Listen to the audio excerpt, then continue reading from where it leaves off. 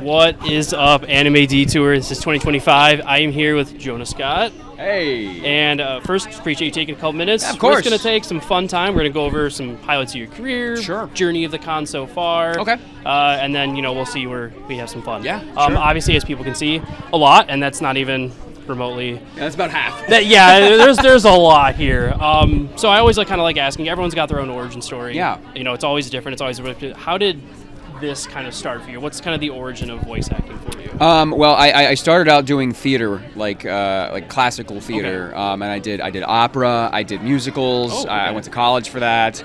I did like stage plays and things like that. Okay. But I was also playing semi-professional League of Legends in college.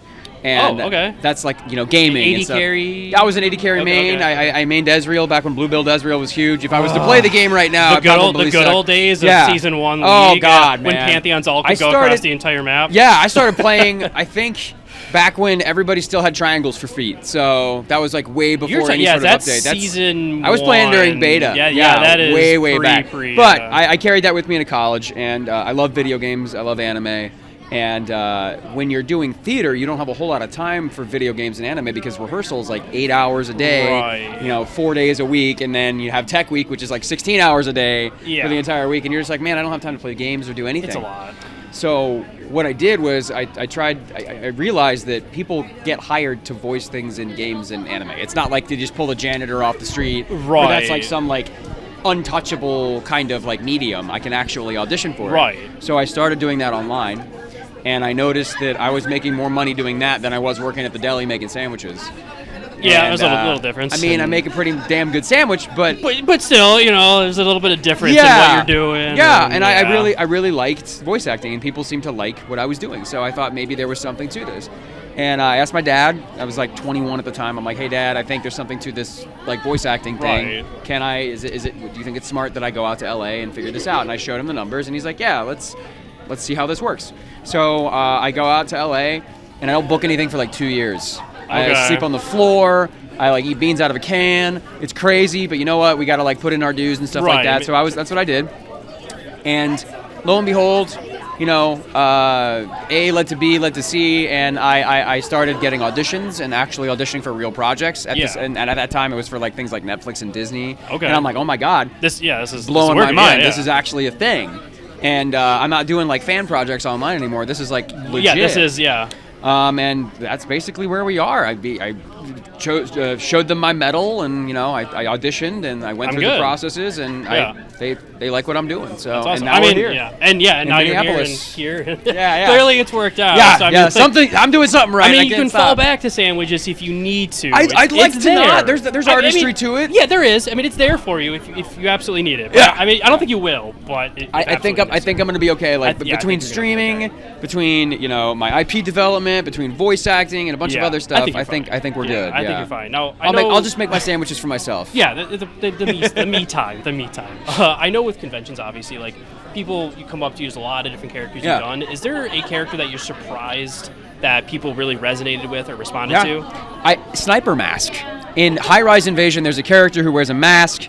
A lot of characters wear masks in that show, but this one in particular, he has an old M1 Garand rifle. It's like a bolt action rifle. Yeah. I don't think it's M1 Garand. It's just a bolt action like Springfield or something. One of the old WWE. World War II bolt action rifles.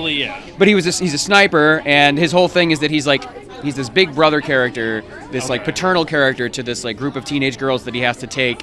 In this high-rise forest, essentially, across and into like this big story that has to do with gods and deities and there's a Tower of God kind of thing.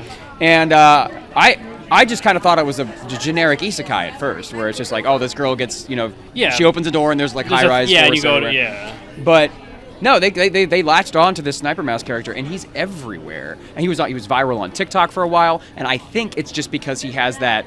A lot of people like Ghostface. From Scream, anybody that if their face is obscured or something like that, it's I don't know what it is. A lot of games, so like Dead by Daylight games that have like the horror kind of people, ones with the masks or like some sort of weird thing. Or, exactly, hugely popular. Exactly, and Sniper Mask kind of fell into that category. And that kind of blew me away, where I'm just like, oh my god, this guy's actually popular. People actually enjoy this. It's not just like a, like a flash in the pan kind of thing. Exactly. But yeah, there's a lot of other characters that people like and really enjoy for reasons that are surface level. But that one was just like, oh wow, this kind of hit a nerve and a niche with a lot of people, and that was really impressive. I was just like, oh wow, don't screw this up. Right. Yeah, do this. I can do this. Now I know some people would hate me if I didn't ask something about Katakuri. Sure. So obviously One Piece is huge, and so characters get introduced, they leave the show. I mean, like, it's crazy, like the hit or miss. Did you foresee like the insane latch that people took to that character? I did not. I love Katakuri. I think that I liked him before I even like auditioned or got cast as the character, just because of I'm a huge, like, I play a lot of villains, but I love playing honorable villains that make you want to be like, wow, in any other world, he would have been a hero. I want to root for you. And there are even times during that fight where you're just like, yeah, I am going to root for you. There's a couple of, I don't want to spoil too much, but there's a couple of scenes where he kind of like evens the playing field at the cost of himself. And I felt like that was super cool. And in the manga, he's very important.